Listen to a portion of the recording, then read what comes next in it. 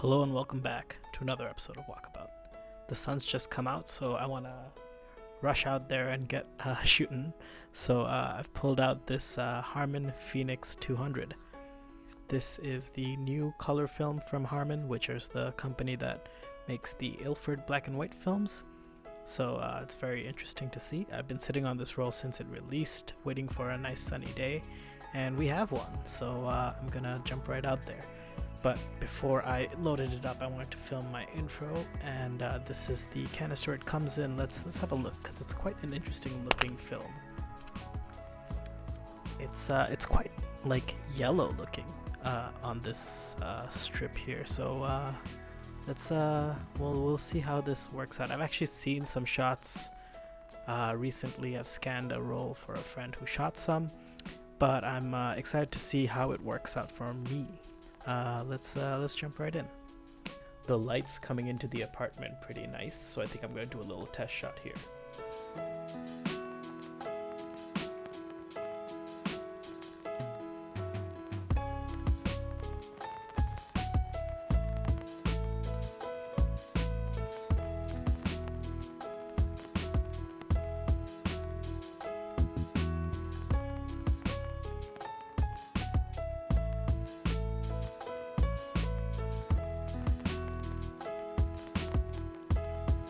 I realized later that I had the camera ISO set incorrectly, so this shot was underexposed by one stop, but it also goes to show that this film doesn't necessarily have the best dynamic range.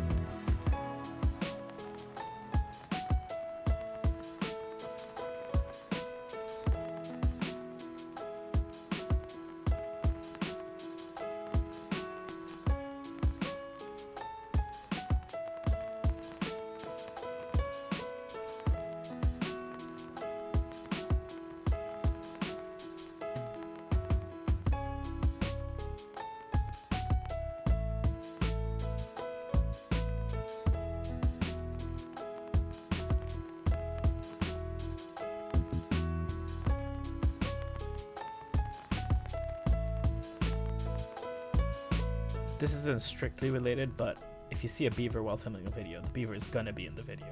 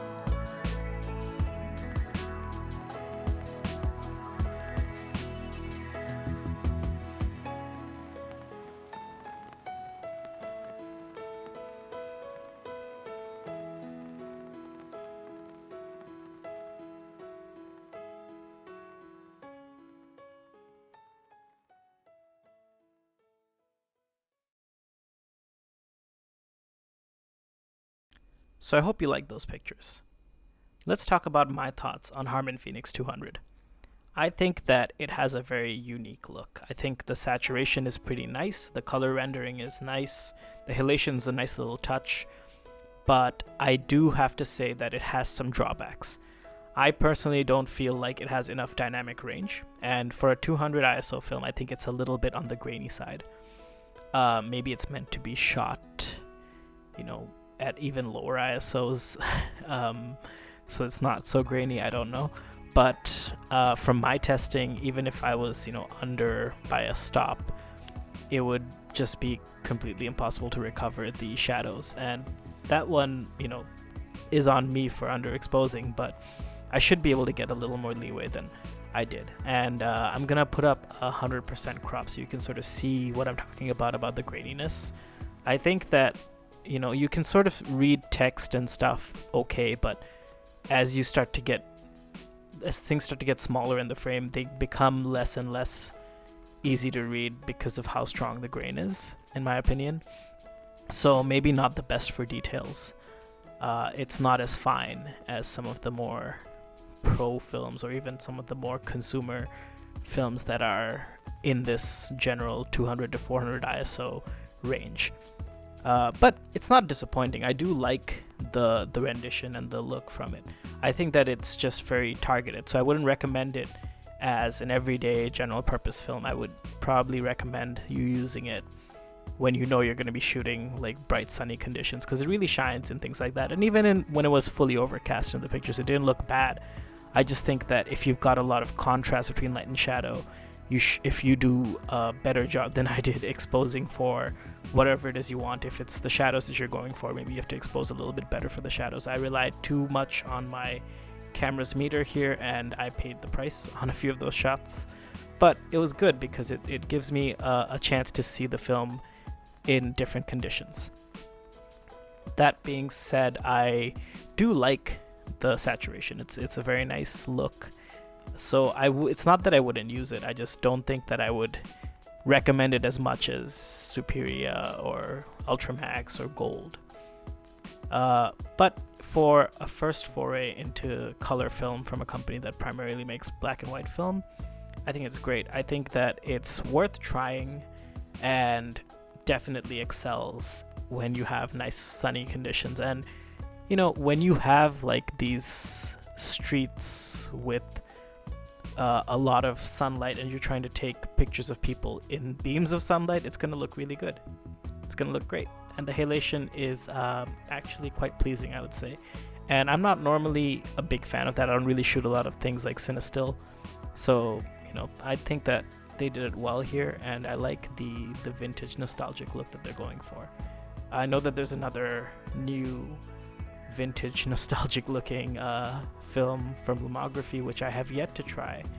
So I'm going to see how that works out too, but this looks a lot more saturated, which is to my liking. So something else that I wanted to talk about is my new book, or zine, if you will. This is the Carlton Years Volume 1, because I want to make more than one, but it's about my time at university, so it's a lot of photos, about like 30-ish photos from when I was just starting at university all the way to like about the middle of my time here. So it's mostly based here in Canada, and it's made to look sort of like a notebook like you would have at school, and all the captions and notes for each photo is written in like pencil by hand, which is a fun time for me because I don't have the best handwriting, but you know what, I had an idea and I ran with it.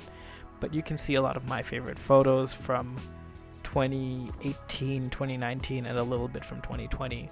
So if you're interested in picking that up, I've still got about like 20-ish copies of these left. Details for that will be on my Instagram, and I'll put a link in the description so you can have a look at that. But yeah, just send me a message. I'm doing pickup here in Toronto, or there are postage options for all of Canada, in the States, or international. Just send me a message, we'll figure it out. And I will be bringing some to Bangladesh. So if you're interested in those, just let me know. I'll be coming to Bangladesh at the end of the month. But yeah, beyond that, let's talk about other film and other videos. I have some ECN2 film because I know that there are labs here that do ECN2 natively, which is cool. Which, you know, will be interesting because I don't really, like I said earlier, I don't really shoot a lot of cine films, so it'll be fun to try out some more. I've got the new lomography film that I mentioned. I just only have it in 120, and I want to try it in 35 because I think it's a little more worthwhile to get more shots out of it for a video. But we'll see. Maybe we'll do both. Yeah, just lots of fun videos in the works. Should be good now that the sun is starting to come back out. So yeah, and I'll see you in the next one.